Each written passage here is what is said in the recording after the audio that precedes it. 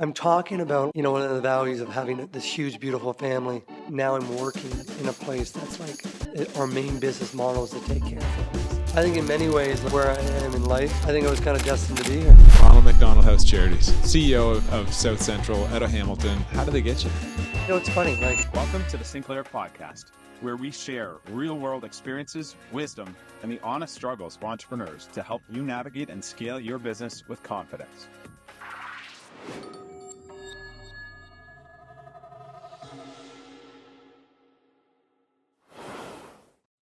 Mario, buddy, I appreciate you coming on. Man, I'm so stoked to be here. I'm excited. Yeah.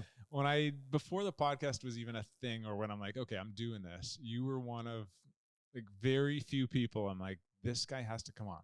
I didn't believe that. I figured I could convince you, but yeah, I didn't believe that. But then I looked at I think I'm the top 5 here. That's well, 7. Pretty cool. No, okay, 7. No. Yeah, you were. And I want to talk about it later. But you're CEO of Ronald McDonald House, South Central. When I came to the facility last year and had the tour, I was blown away. I knew you. I knew your leadership. I knew your impact. We had lots of conversations. Yeah. But that was incredible.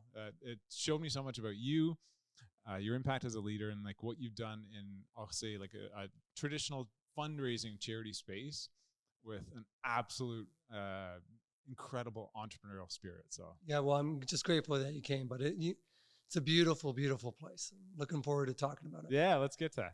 Okay, so you're born and raised in Niagara. You are like a Niagara, like through and through. You're like the poster boy for Niagara. I can't physically leave. No, anyone in our family just can't do it. Yeah. You're one of 9 siblings. Yep. That is absolutely crazy. Let's talk about that. How chaotic was 9 siblings growing up? Everyone's different. Everyone, we understand like, oh yeah, our family looks like this, or we lived here. We're the same in the sense that we had a, front door, we ate at the kitchen table. And I've met a lot of people, but I've never met anyone who can say, oh yeah, I'm one of 9 too. And I lived above a nightclub. That was my life. Okay. How does that work? Like, give me the logistics of that. Well, it doesn't work normally. I'll tell you that. No, not at all. How many of you were working at the time of the nightclub? Pretty much all of us. Yeah. But so my parents were just, this was normal for my dad. This was just kind of what he did. And he had a crazy journey to kind of get there. So he was originally, both my parents are Italian, immigrated late. And there are some people that would be like, I'm Italian, but their mom immigrated when they were 1. Sure. Or they went there on summer vacation. No. My dad came here when he was 25, 26. My mother came here when she was 19. We went back to Italy, the first herd of boys. So we always go by waves in my family. So the first wave of kids went back every summer for 19 years. We just never really thought they were leaving. But he came, much like a lot of Italians at that age. So my dad he's passed, but he was born in 1936. So when he came, he was about 25. It was, early 50s. He came to Kirkland Lake. And that was a mining kind of mecca for a lot of Italians to go to. He would tell me he would take an elevator chute down for about 10 minutes, get off, go back in another one, go down another 10 minutes. And he'd spend about 16, 17 hours in the mines in darkness. And the whole hope was to learn English and to provide for your family. But when he got there, nobody spoke English. They were treated obviously very poorly, and they were basically living in the mines. They used to call him eggs because he'd bring a carton of eggs, and that would be his meals for the day. Good protein. Yeah, exactly, right? To this day, DeDivitiis boys are massive egg consumptions. Yeah, no doubt. Every day. Eggs and push-ups before the shower. That's awesome. But he eventually kind of realized this isn't for me. Actually, one of the mines collapsed on him. What? Broke his collarbone, broke his ankle. I mean, this is scary. That's very risky work conditions at that time. They still are, let alone back then. And picture having 10 other people from probably 10 other countries. Nobody speaks English.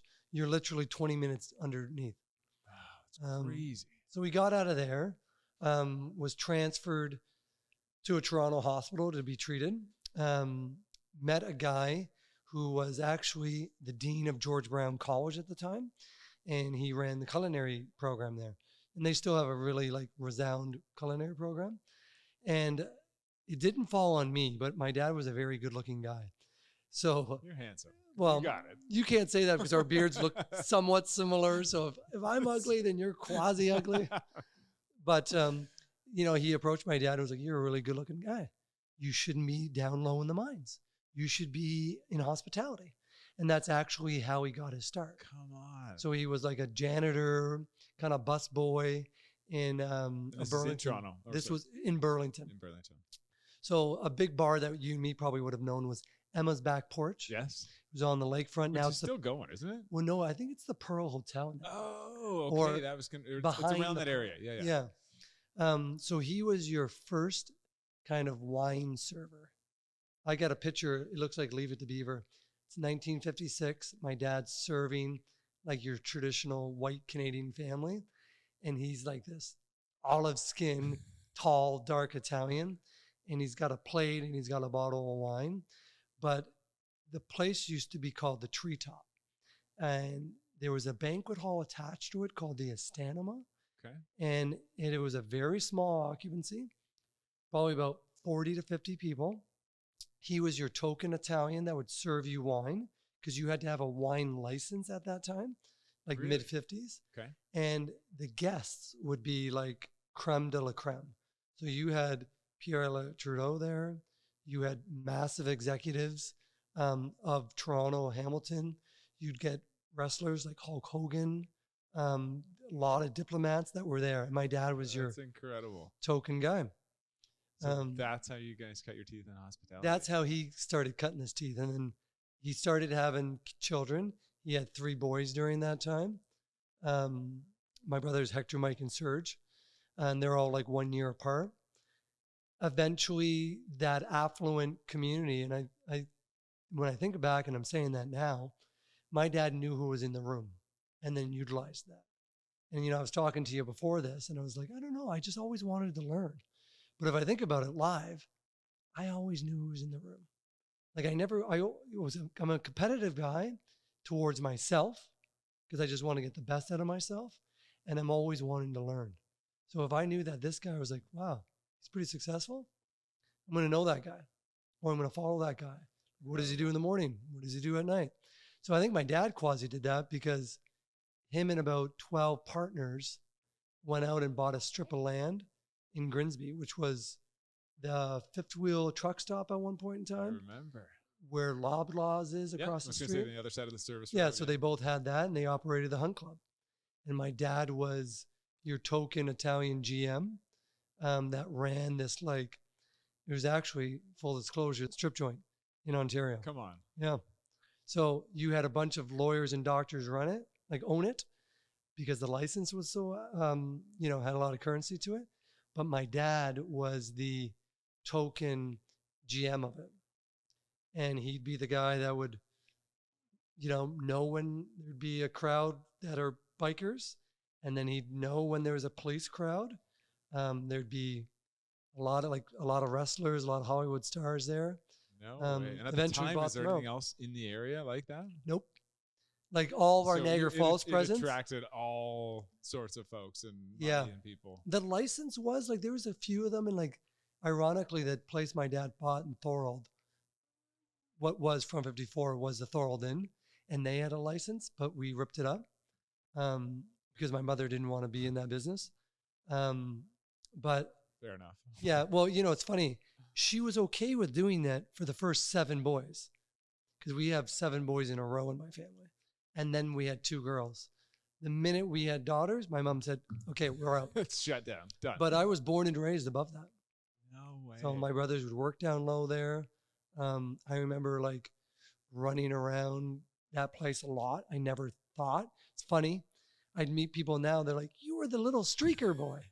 You and your brothers used to run around that place naked. I'm like, well, isn't that funny? Yes. That's kind of the concept of the whole business there too. Exactly. But we eventually made our way out of it. Wow. But once we had the girls, then we came down to Niagara. Grimsby is Niagara, but we were there. And then we got into the nightclub business. incredible. So Yeah. I mean, you were surrounded by entrepreneurial spirit since day one. All day. For somebody who, if I look at my career and they're like, oh, nobody ever thinks I'm like, oh, you're a charity guy, or hey, what business school did you go to? Like I took political science. Yeah. Because I knew how to get along with business people. And then when I was with my brothers and my dad and interacting with other entrepreneurs, we always had, I noticed that they had struggles talking to like the mayor, or like, why do we got to talk to that guy? Or why do you got to talk to the city? So I kind of was like, I could either be a lawyer or something in government to help my family expedite this process to build and get permits and get approvals. So I was going to go to law school, wrote the LSAT, got in. I was like, that is really boring. I can't do that. Not for me. Not for me. I talk way too much. And I didn't like I'll probably share this later. I'm an impatient optimist. I didn't want to do the grind of, okay, you're this, and eventually you'll get to that. Reading or you're a coordinator. I knew sure. I had something in me. So I said, screw that. I'm going to figure out how to channel the muscle I got. But yeah, so we were in Thorold from 54. That was my first real home. I lived in there up until I went to Queens. My student house was my first house I ever lived in. So my entire childhood was, people would tell me that are in their 50s and 60s, man, we partied there on Wednesdays, Fridays, Saturdays. I'm like, I know. I'd either clean it up or me and my brother Carlo would hear it, watch through our bedroom window and see the fights, see the crowds, see how people interacted. Oh my God, what an experience. I think that's kind of why I understand people. I watch them from the age of like 6 to 18. Did you feel, was there a pressure you felt to go and do something outside that you put on yourself? My parents were great and my older brothers were great at this. They had such a grind to get there. And the one thing about like anyone who's in business, and you know this yourself, being in business and interviewing so many, great business people, which I'm super grateful to be here because I'm not, one of them, still learning from them. But everyone will tell you the restaurant business and nightclub business is a drag. You got to be there all day long. My brothers and my dad were there 20 hours a day. My dad would come up, watch a Leaf game with us, eat dinner with us. I used to love watching CBC with him. And that was it. That was my time I had with him.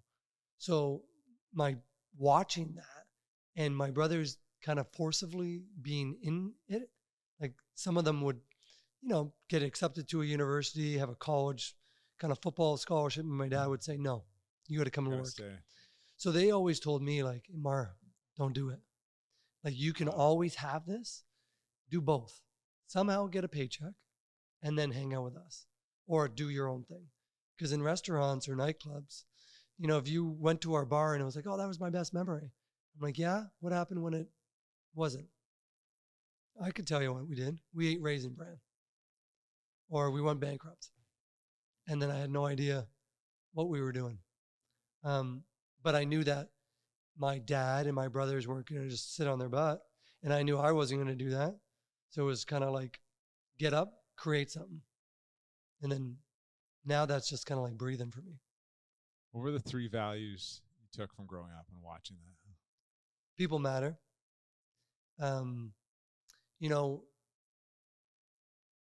Getting decisions, moving things forward. That whole saying, like you can run fast by yourself, you can run long with a lot of people. For an entrepreneur, that's really hard. I don't want to do one or the other, so I really kind of blended both. I'll run and maybe I'll just carry people. Was my whole thing. Good analogy. But I knew that people mattered. Listening to people. Like so much of hospitality and restaurant business is you go there because you like the food, but you primarily go there because you know the owners and you like that culture. And so much of that life, you just listen to people. So I got really good at watching them listen to people and then me doing that. And then maybe I can do that, if I sit on a university board and I talk to like the union, the president in another union, to me, that's just the bar still. The other one I would say is like Like it's a journey and you got to work hard. But we were never a group that was like working hard for pats on the back. Acknowledgement is important, but like, I think like self-acknowledgement was our thing. Like we would do well and we would look around and be like, wow, this is our family. So the same people who are grutting it with you are the same people who are celebrating with you, who are the same people putting you to bed at night. So I really zoned in on working hard, the importance of people, and then like how family is like so important. And I didn't want to realize that at the age of 60. I realized that very early. Yeah. Amazing values. Yeah. Really lucky to have that exposure and Very difficult grateful. along the way. Yeah, there were some bruises and some scary nights, and then some bruises just from the business. But it gave me some grit. Yeah, incredible. I appreciate you sharing that. Yeah, no problem. Let's talk about Ronald McDonald House Charities. What got you in there? And I'll start with saying, CEO of South Central out of Hamilton, services a huge region. How do they get you? It's funny. Like, I love doing these like chats, and you're such a welcoming guy, Chris. So the questions you ask are great. I'm talking about like, one of the values of having this huge, beautiful family. And then now I'm working in a place that's like our main business model is to take care of families. Yeah. I think in many ways, like where I am in life, like I think I was kind of destined to be here. And I'm somebody that, I can go with the flow, but I envisioned getting this job 7 years ago. Like I actually interviewed for it, didn't get it. Really? Told my wife, I'm going to get this. Oh, I need awesome. to take a couple chops first. Yeah. So I'm okay. They went with somebody older. I get it. I was 28. I've always been like the young. That's why I have a beard. I've always been the youngest guy in the room. Your token, hey, the hospital or the university need a board member. Who's somebody's young, who won't embarrass himself, who actually knows a little bit. I was kind of that guy. And then in those spaces, I just sponged anyone I can learn from. So with the Ronald McDonald House, I had a couple of friends. Mike Kemp's a mutual friend of us. He was on the board there. I had another friend. Was he chair at the time, or was he? No, he was on the board. On the board, okay. He was brought in through a guy named David Millen, who is a friend of one of my brothers.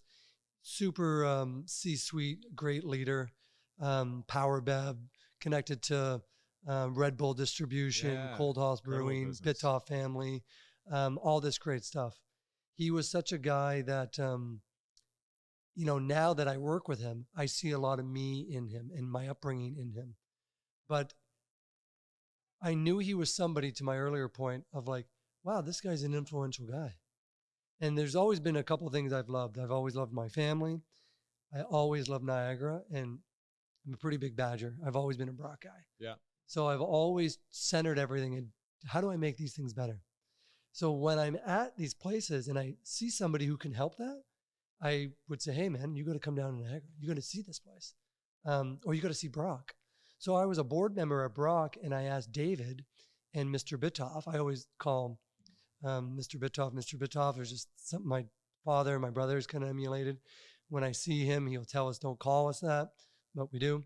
So I said, hey, you like hockey, maybe you can buy the Ice Dogs. And sure enough, he was considering doing that, wanted to put a Red Bull tag on it. And I guess the community wasn't huge on it. But my whole draw was to be like, you guys have never been past the Skyway. Come check it out. Let me show you around. And then I think during that, David found out that, Mar's pretty good.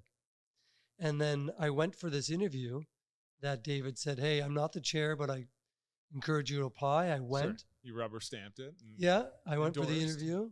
There was a different set of board members. They openly said, you're a little young. And I'm like, yep. I got a lot of energy. I'm going to pair that with being a really humble guy, and I'm going to work harder than anybody else you got. How do you say no to that? Well, they did, unfortunately. But if I was a man of my word, which I believe I am, I would take that as what I said, not a winner or loss, just a learning opportunity. Sure. I'm going to go back and I'm going to learn. They ended up taking a woman who was seasoned, kind of ran Toronto Life, She did some great things for them too. And then the second come around, I said to David and I said to Michael, our mutual friend, I'm going to get that job eventually. Not because I didn't know what it paid or anything like that. Money, when you grow up in an entrepreneur household like me, that's restaurant, that's home building, that's development, you instantly know it's not linear. I know I can have a lot of money on the kitchen table today and then tomorrow none. And I know I can get it. And once you have a little bit, you realize it's not that difficult to get if you're willing to take some humps and you're willing to hit the pavement. And then it's all relative to how much you want. But I interviewed there and I walked around that house and I saw a guy named Frankie. And Frankie had a tumor on his brain. How old? 6. And I didn't know him. And I went into the dining room and everybody had this show for this kid. And this kid told me like, yeah, this guy's going to hit the golf ball in my head. And, I sat there and the kid was smiling and his parents were just standing there like tolerating the day, which to me, I'm like, I couldn't do that. Like at the time I was losing my dad. My dad passed away of pancreatic cancer when I was 30. And I had been familiar with death, unfortunately, which is kind of why I think I was destined for this job. I lost my best friend in grade 10. He got hit by a car. Oh, man. And I knew what that felt like. I was his pallbearer. I was, 15 years old. Like I had to figure that out. Huge blow. Yeah. And then with my dad, we were all suffering, but we were kind of like, when they're a group suffering, you can't be empathetic for somebody else. So I had to kind of figure that out. I went to a lot of mentors that I have in my life to help me out with that. But when I was at this house, I felt like it was helping me in that moment. And then the builder in me was like, I take these things to help Niagara. But I left that day. I met my wife at the Lake House restaurant because we were going to celebrate whether I got it or not. She's a beautiful human. She's like, you didn't get it, but I know you're going to get it. You're going to learn. And I said to her, like, I'm going to make that place better. I don't got to work there.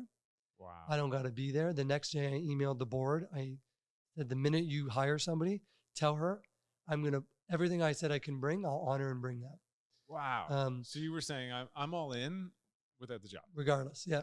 And That's I guess incredible. I was a ghost fundraiser in the background. Like Talk about prove your wealth before you get started, right? Yeah. And then along the way, I worked in a couple other places and essentially kind of got practice at coming in, flipping it, transforming it, and doing a lot of changes. And we've been doing that at the house for the last couple of years now. First 30 days, what did you notice and what were sort of some of those not alarming bells, but what did you know you had to change right away? I hate the line not for profit. I'll never use that line. I think the government bylaws, whatever you have to do, should change it from a not for profit tag language to a not for loss. Like I believe in profit. I'm a capitalist. I'm an entrepreneur. I believe that those practices are sound. I also think if you let business come in and solve or take those practices, community problems, they will get better. And to the community people that say, oh no, business will have that greed and not do that, then you can't rely on them to fund it and sit on boards and create it. It doesn't work like that. So when I came into the house, my dad would tell me this sometimes when we'd walk downtown Front Street in Thorold, and he'd tell me if places were like going to do good or not. Or we'd watch somebody on CBC and he'd be like, he doesn't get business. He's not a business person. And I just developed a sense of picking that up.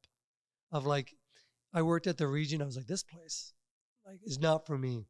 There's a couple people that are rock stars here that other entrepreneurs and companies will like, and they keep this place afloat. But I develop a sense of, is this place for real or not? And when I walked into the Ronald McDonald house, it was just a mom and pop. It was a mom and pop shop that was beautifully run. The CEO would know what lunch is being served, but there was no business acumen. And I would say in a lot of non-for-profits, there isn't a lot of courage to change it, to flip it. I don't know one business that says I've done the same thing for 30 years. Why is that? I think is it's the a incentive mix. not there, or the drive? I think it's a, everyone would like in life, and the house teaches me this a lot. There's never one answer. It's always both. It's always and. It's always gray. So it's a combination of stuff. In our network, there's 16 houses across the country. I know I'm different. My peers let me know that. There's 400 worldwide. Global tells me I'm different. I know that. So you attract sometimes people that are in the stigma of that, much like you say in a city or a municipal environment. I don't know too many teenagers that says I want to be a municipal worker. It's true. Unless it's tagged to like, I just want to enjoy life and like, sure, get a cushy government job with a great package and benefits. And then the stigma on nonprofit is like, oh, I want to do good, but it's a period after that. There's no, I want to do good. And then, make it better and build it and challenge it and grow it. That's me. I think those two things can coexist. I think a lot of people you hear and business leaders will talk to their 60-year-old self and say, I wish I would have known this earlier. And now they're doing both. I've had the benefit of having 6 older brothers. My oldest brother's 60. My mom's 82. My dad would have been 90. So in every room of my house, I had different generations. So I just tried to learn off them and realize I can be both. So at the house, it was very easy to identify, too much staff. Not everyone's doing enough work or doing the right work. Nobody's challenging why we're doing things. Nobody's measuring whether we have to do that or not. It's not family first. So those practices, you need a specific talent to do that. You need somebody who's courageous to do it. You need a board who is entrepreneurial. And usually you get a governance board or a policy board. Yeah, you could be a policy board, but they should certainly throw an entrepreneur word into that. Because that CEO of that charity is the entrepreneur. The board are not shareholders. They're too removed to be operating. And the sector, in one way, I would say, like, for entrepreneurs, it's the best place to play.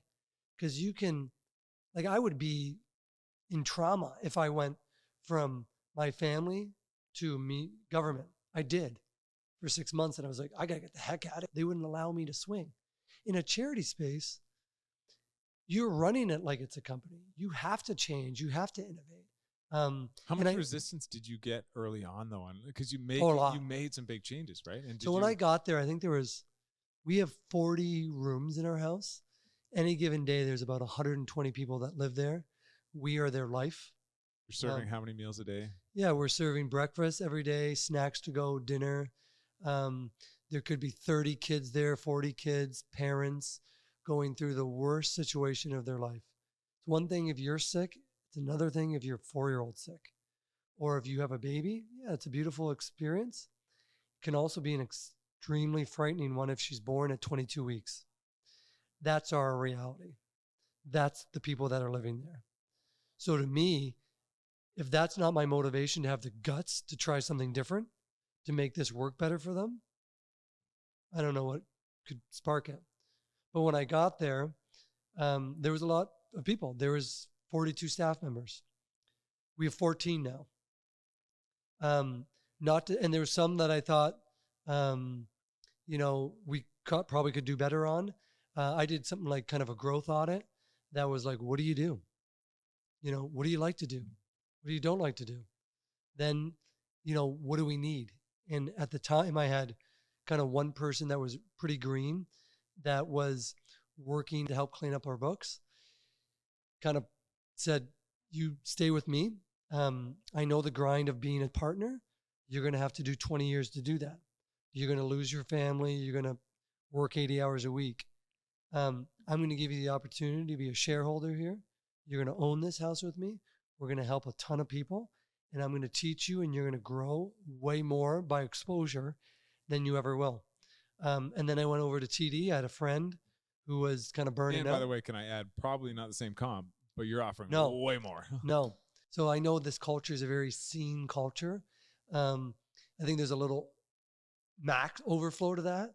But what I also know is being seen as a conduit to connection. It's a conduit to care, safety, love, commitment. So I'm going to outsee you than TD is, and as a person. And then I'm going to pair you up with the opportunity to save people's lives. And we're going to function and we're going to run like a business because I can't run any other way. So like if you talk to my staff, they'll be, they pre-screen people. Mario is not a charity CEO. Yes. We run know here. what you're getting into. Yeah, heads up. We run. So to some of the people that didn't work with us anymore, they were great. They said, Mario, I don't work like you. Like, I'm not looking for this. Great. Thank you. Other people, hey, we amalgamated 4 roles into one because they were each working 25%. And that's just not enough. And in all these people, they're human. So I'm known to severance very well because I don't want that to infringe on who I am as a person and my values, and to the people that are working there with us too. So we went through, I don't think there's one thing that's the same, to be honest with you. From the people flip to the pay flip to our benefits, like everyone's gets 3 weeks of vacation. I hated the whole concept because I was associated with government, sick days, loo days. Like, what the hell does that even mean? Like, you do that day the way you want it. So if you're sick and you lie, don't lie to me. So we call them whatever the hell you want days, or wellness days is what my HR manager does. Yeah. But Mario calls them whatever the hell they are days. So you use them the way you want, because I need you to be really present when you're there, because the people that are there are not present. They are the closest version of a human zombie I've ever seen. And you have to get used to this transition, which I'm still probably not great at. You have to transition from maybe, hey, capital infrastructure wise, our building's 70,000 square feet. Shit breaks and it's expensive. So you're talking to somebody about this HVAC that's broken down, or the donation that you need to make. And then you're talking to a mom that just had triplets, and each one of her kids is in a different hospital in Ontario, and she's recovering, and dad's eating oatmeal and crying on my shoulder. So I need to pivot my day. I need to hold some space for him. And if he can get up and drive to 3 different hospitals, I sure as hell can work with a team of 14, fundraise, fix that HVAC, and bring more people into our mission. It's incredible. Some of the little things that resonated, it's like, hey, we buy X amount of supplies in a year, and you realize that, being part of Ronald McDonald House is not McDonald's, but you're attached arm's length to one of the largest food companies in the world. And little simple things like that, saying, hey, let's make a call and leverage some purchasing power. The amount of food you buy on an annual basis. Like, we serve 90,000 meals a year. That's not financially possible as a charity. But to your point, like the acumen of, hey, McDonald's is an incredible partner. And to my point about like businesses coming in, like McDonald's funds every single one of these 25 to 30%. That's a massive amount of money. They give every one of these houses in Canada $1 million to $2 million a year. They fund international ones even more. But I looked at it as, okay, that's great. And I think the network did. But then I looked at it as like, well, they're selling stuff too. And they got customers too. So who can I learn from in those spaces? And all the operators told me when I first met with them, they're like, Mario, everyone asks us for stuff. Don't. I shook their hand and I said, I'll never ask you for $1. I'll go get it from other players, but I'm going to ask you for your business units. And they'd say, what does that mean? You buy eggs, right? Buy me eggs, because I got some bellies to feed. You got paper towel? I need that too. So I went to pretty much every supplier to say, hey, we need to do that. And then when that expired, I went to the hospital and said, hey, I'm helping you. So we need to use your procurement too. or the 16 that were all isolating by themselves. Let's collectively buy. Let's collectively build. That's all back to like kind of how I was brought up. Yeah, some of the basics for you that you could come in and see, but for when you're in it or others may not have that lens. No. And I think that's the experience of all the things you did and what you're exposed to go in and say, like, this isn't that hard. Let's bring some business acumen, look at cutting some costs and going out and getting more families in here, which is the whole existence of your business. Yeah, and I think at some point too, you got to kind of, some of those people might have egos on who's attached to it. I really don't care. You know, I do it for the practice. I do it for the journey. I was a huge Kobe Bryant fan growing up. I liked practice. I liked working. I like the sweat of it. I never want to go to work for a company that's like, hey, we're sick kids. I don't want to work there. You're already pretty good. I want to sweat. I want to build a muscle. You're a builder. I was just going to say. Yeah, I want that sailboat that if we church it up, it'll be a pretty nice boat after. I want that. You've got all these changes you make. You're not making friends along the way, probably pissing off a few people. Where was the balance and where are you at now as far as, I can imagine you're getting a lot of high fives and saying like, he's done a lot of great things. I know there's a lot of eyes on you, but what's the mix of eyes saying great job and other eyes going like, he's still ruffling feathers? Yeah, I think like, again, like, you know, having 9 brothers and sisters, getting praise is tough. Because there's, you know, your mom and dad don't have the time to do that. No. They might, like, I don't think my mother came to one of my games. How, like, you got 9 kids. But she'd always say, I love you. So I never got built on having to know like the applause or the acknowledgement matter. I'm not, good or bad, it didn't affect you. Yeah. And to me, it's this, good or bad, whether I got a letter that, you know, and I've had some bad letters that would say, you know, this person doesn't like children, he's palatable, he's making so much changes, doesn't know what he's doing. To other staff saying, Mario, I've never been happier, crying in my arms for the first time that they've ever been seen. Either way, to me, I can enjoy the joy and hug that staff member and say, hey, this is great. I believe in you. I care for you. And that letter come in and be like, I know that's not me. So I've never been somebody to do that because either way, I've just kind of been under the philosophy of I'm going to control what I can control. And that's me, my integrity, how I perform, whether you write that or do that. Sometimes I'd say to my wife when she'd be like, how does that not bother you? Like, you love children.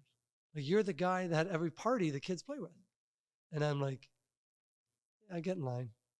And there's 2 lines. There's going to be a line that's just going to be negative and there's going to be positive. But I'm going to be in the middle, walking, being me regardless. So if you want to walk and have a fun conversation with me, great. If you want to have a difficult one, that's okay too. And, you know, when COVID came, we were open 365 days a year. We first talked about when we started today was the impact of the tour. And I've said to you a couple times or multiple times, you know, that is, there's no better marketing piece than someone coming to Ronald McDonald House and getting a tour with you and or your team. The story is like, it's an absolute tearjerker. I mean, it pulls on the heartstrings, but for me, I walked away probably doing the same thing you did when you went for the job, going like, holy shit, how can I help? Yeah. How can I do more? And I just think it's incredible. Also for inspiration for other people. Yeah. In a business or in a charity or not-for-profit, whatever it is, to say like, how do I get people in and hear the story? Because the why, right? You're competing for a lot of dollars. Oh yeah. Everyone's got great causes. For sure. But was that part of the plan? Was that what got you in? Yeah, for sure. Like, I think I definitely had to have the freedom to be me too. Like, I knew, you know, I've been around the block enough to be like, yeah, I could probably resolve that school, or if you want this organization cleaned up, there's some things that we can do, but not everyone's on board for doing that. So my board was really great to be like, we know who we're hiring. And then when I went there, I just thought who I am, hopefully being displayed in this conversation, matches what we do there. And there's lots of great charities. So you cut a check for 20 grand and there's 2 people taking it? Like, will that charity tell you? I'll openly tell you. We don't need this. So we really brought it down to, and I usually use the analogy of people having to commute to work, which a lot of people have to do. And I don't know too many people that like it. But what I surely know, and I've never met anyone who had to do this willingly or enjoys it, is who had to commit to be next to their sick kid. That to me is criminal. That is not healthcare. That is a gap in our healthcare system. To assume that the patient is a 2-year-old and not associate mom and dad to that, what the hell is mom and dad supposed to do? Is mom and dad actually supposed to leave that 2-year-old in the hospital or that 12-year-old? So our whole concept is keeping that family together, because that 2-year-old or that 10-year-old needs their mom and dad to be even Steven, to be strong for them. Not to mention siblings. And if you have a sibling, it is so much more complicated. Yeah. So our mission takes that off the table for them. So they get to come to our house, enjoy food as much as they want, do all their laundry, play programs with their siblings, their kids. We entertain them. If you need a massage, if you need to relax, if you want to cook your own food. You've got a gym, you have lounges. We have a gym, movie theater, your own unit to sleep and shower in. And we charge them $12 a day. And if you can't afford it, we don't. And if you pay too much because you've been there too much, we cap it, because you shouldn't have to do that. But, our mission is really, I say 3 things: plates, the food, pillows, place to sleep, and the programs to entertain your other sibling. And I think a lot of people, when they come in and they see it and they meet me, and then they meet other people that are like, oh, you guys are very just real. And I'm like, yeah, this is just what we do. Shelter and food. The people that really need it. And they could be there for 3 days to 400 days.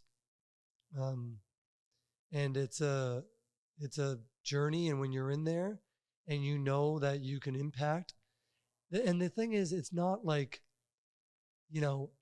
this can happen to just a certain part of society, poor or rich. This can happen to anyone. Your kid can get sick. Like, there's affluent people there that are like, Mario, can I pay more than 12? And they might drop $1,000 to stay because they're like, we can afford to do this. But regardless of my money, I live in Niagara-on-the-Lake and I'm driving down to Hamilton because that's our healthcare system. So we're still helping regardless of who they are. And I have to say, outside of my mom and my dad, and my kids and my wife, it's the best teacher in my life. Going there on a weekly, every other day, touring people. I'm not a fundraiser. I love bringing people together and connecting them, whether that's for dinner, basketball, but the joy of bringing people together to help other families and especially children. I love families. And there's some of these families that I've met that I know, and I just can't shake. And when I see them back, because a lot of RMHC families are revisiting, you get this weird, hey, Mike, he's a dad I know. And you're happy to see him, but then you're like, you know why he's there. Yeah, because his kid's heart doesn't beat right. Man, you guys are doing incredible work. Yeah, thank you. What I said to you earlier is like, get as many fucking people through that place as you possibly can, because there's no better way. And maybe you're not a fundraiser. I'll call bullshit on that, but you're a storyteller, and I think you in particular, have done an absolute incredible job in stating your why and exactly what you're doing in such a clear way. And like that's a message for any business. I don't care what you're in. Yeah. Well, thank you, Chris. And that's incredible. You're one of the guys that are helping us bring in more people. So very grateful. We can do more for sure. Tell me about kids and how did that change and impact your role in what you're doing? You have 2 beautiful daughters, 6 and 4. Yep. 2 girls. It was different because I'm used to boys. Yeah. I think when you have kids, things just get different. I thought I was a decent leader because I followed leaders, but I'm a way better leader as a parent. it just takes you to another stratosphere of the lens that you use. And then, one layer is the lens that you use and you look on the world. When you're a parent, you start to then evaluate your own lens. Be like, maybe I'm not wearing this right. And you're really like trying to teach them, but also trying just to affirm them on who they are and giving them that life for them to design who they want to be. And a lot of people will say I'm the mom of the neighborhood. If there's one thing I know, I think people were born to do certain things. I was born to be a parent. I love children. So cool. I would have many. I come from when you have a lot of boys, dad's superhero. And all my brothers, I love my dad, but my mom has been my biggest role model in my life, hands down. Wow. Always has been, always will be. She was pregnant for 24 years, taking care of all of us. I watched her. She has many adopted children. The woman just has so much love to give. And I've always said to my wife, Rachel, if we don't have a lot more kids, I got a lot of love to give. I need to give it to children. My running joke is if I won the lottery, I'd be a pediatrician. That's incredible. I just want to be around them. I think them and old people are the best teachers. They're so young, they don't know any better. So there's no poison in them. Yeah. And then old people have seen everything. So they're like, fuck it. I'm just going to give it to you. They're giving meters like this truth. high. And yeah. It's wisdom. It's us in the 30s, 40s, 50s that get in the middle that gets things all complicated. Those two demographics know what's up. But I love being it. Like I love spending time with them. You will be hard pressed for me to go on a guy's weekend or take a work trip because it's one night I can't put them to bed and I don't want to do that. And I'm cool with it. And like my friends know that, my brothers know that. I've never been a guy that people chirp because I've never chirped other people. And I've owned all the nightclubs, so you had to kind of get into the bars that you wanted to go to. They needed you. But now it's like, I feel like I'm a little cooler because now this is cool to do that. So I've got a lot of like guy friends that are like, hey man, like I like how you parent. And that, to me, that's the best compliment I can ever get. Yeah, and I think you and I were chatting before. Just you see, right, and I consider myself an observer too through life, and you see sort of in business traits that you like, that you don't like, wisdom, things that you won't benefit you or your family. And now I'm a late starter, and I was able to make these decisions now that like I.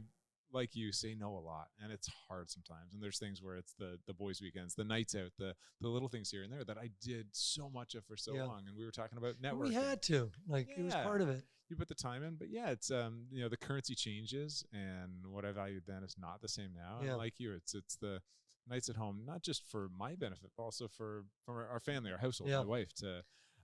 You get a couple kids, and it's there's routine and busyness. And I ask people this: do you think it's like having kids? Like I was 38, I think, with my first kid. 39 for me. So yeah. So same. And I'm happy I did that. Actually, I'm dating maybe 36, 37, but I'm happy I wasn't in my 30s. I wasn't ready to sacrifice. And I think there's benefits to both sides, right? Like I have friends now with kids that are 15, 16, and I'm like, damn, like your life is going to change a lot. You're getting people off payroll and back to travel. But I like you. We got to stay in shape for a lot longer too. What's your fitness routine? How do you? Well, I'm fitness and DeDivitiis are like 2 and 2. Okay. So I'm in the gym 5 days a week. And if I'm not, I'm working outside. Morning, afternoon. What's your routine? Always a morning guy. Like, if I don't work out past 10 o'clock, I can't do it. So if I do, I'm not one that has to be, and I do this with staff, like 8 to 4 is stupid. Like, people don't work that way. Like, the whole treat people the way they want to be treated, that applies to like safety. You need to eat, you need oxygen, you need air. It doesn't apply to how they work and they function. If you hate mornings, you hate mornings. So yeah, there might be an element of getting better at it. But I will know that I want to take my kids to school. Okay, then you're not at work. That's right, I'm not actually. So what I'm doing the night before is I'm on LinkedIn sending a million notes out to people, trying to get them into the house. I'm sending 100 emails and I'm delayed delivering them.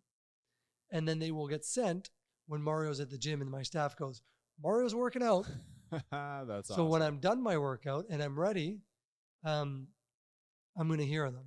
And I also think like my output within an hour is pretty high. For sure.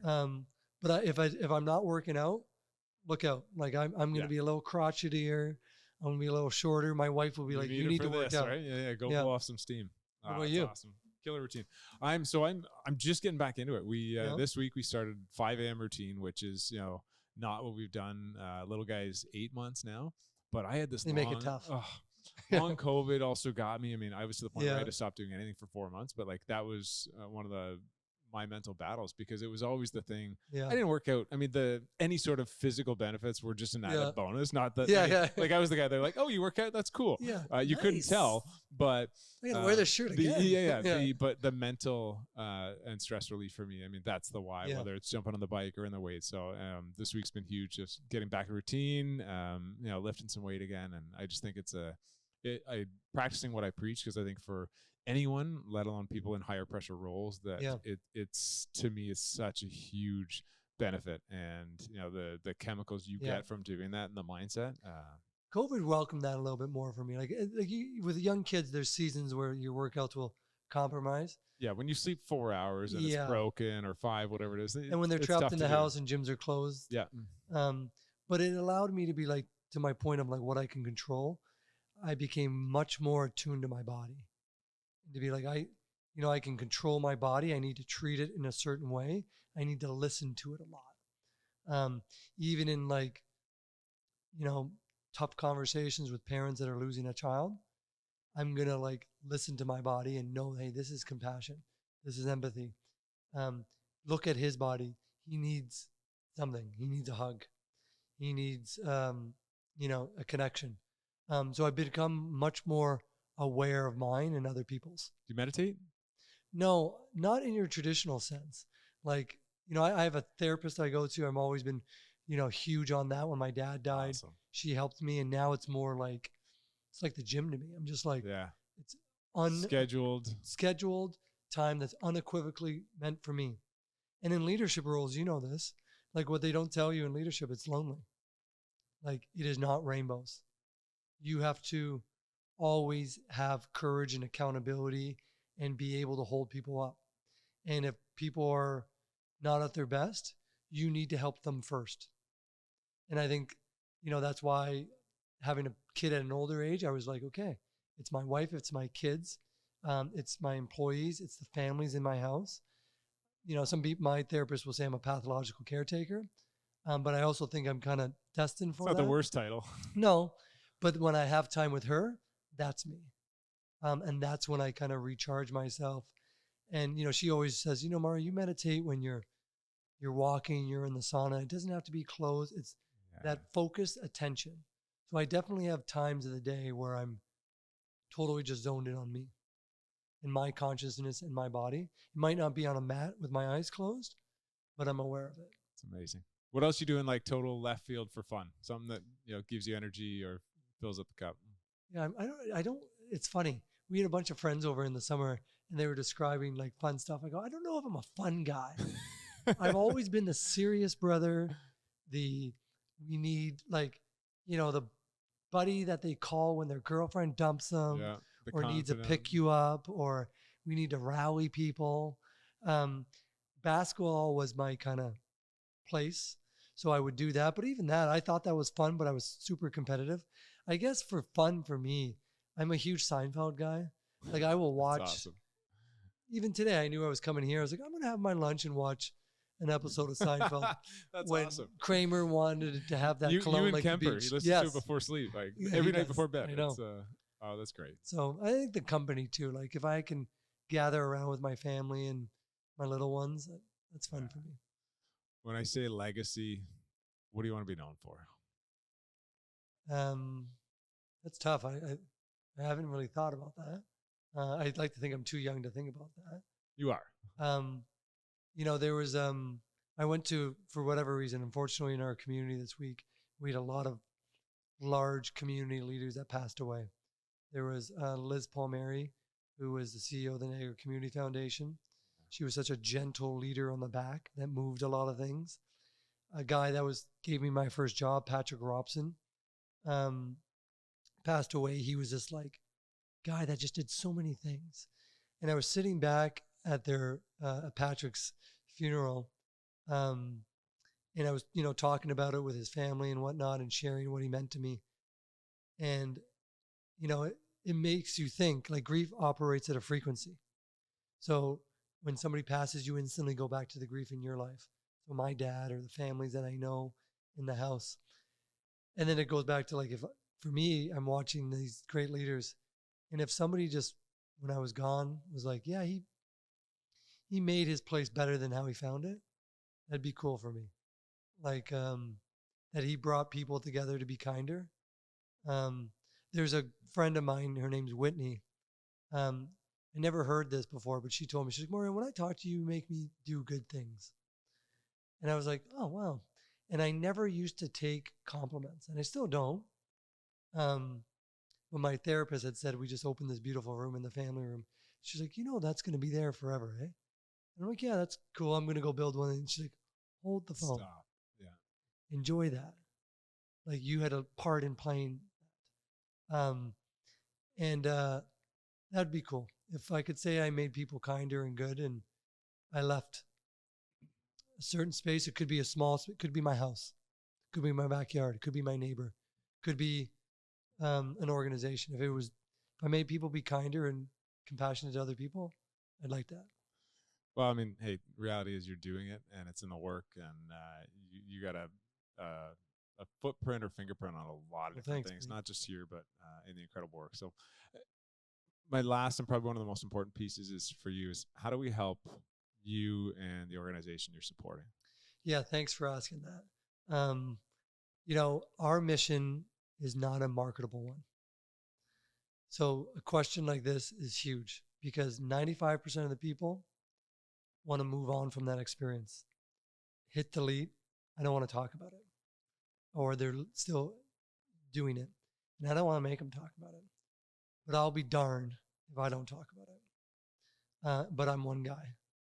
So I need as many people as I can to help talk about our mission, to connect people to me, to bring them into the house, to help spread the word around what we do, just so, we don't get funded by government. Like, it's 25% from McDonald's, and then you're looking at them. I like to say it's families helping families. So yeah, obviously it's Maslow's needs. We need money. That money I can promise people on my word, and you could take that to my board, to anyone else you want to. It goes to food. It goes to, giving them a room to sleep in. And it goes to building kid things, like play spaces and swings, so they can have fun because their brother's sick. But I need a lot of people to talk about it, because we serve communities from Niagara to Halton to Hamilton to Brantford to Kitchener-Waterloo to Guelph, and we're always full. And food's expensive. When shit goes wrong, it's expensive. And I really don't want to ever make those families pay for a hotel because their kid's sick.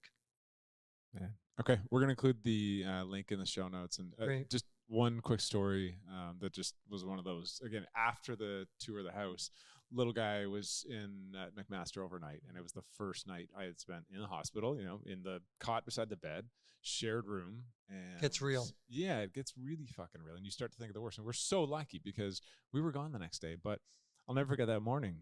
Single mom is on the phone because she had to Uber down from, I think, Kitchener. Dealing with a rental house issue regarding a landlord. And I see her walk in the room after a bit, and she had a McDonald's coffee cup. And she goes, I'm like, hey, I didn't know, I'd forgotten what you guys did at the hospital. And she goes, oh my God, you won't believe, there's a station and you can go get coffee. And it was the best fucking part of her day. Yeah. And I just it almost brought me to tears, because I'm going, that's what you guys do, right? The little things, those family rooms. that just like, it was incredible. And I'm like, that makes so much sense. The coffee, the meals, the families there. It's just, there's so much The impact. volunteer scene. How you doing, honey? Yeah. It was super touching. And I think, again, the more people need to know that what you guys are doing and how many people you're helping, it's incredible. Thanks, Chris. This was great. This is a lot of fun, and Buddy, so glad to hang out with you. It was so good. I love the chat. Thanks for coming on, Mario. Great.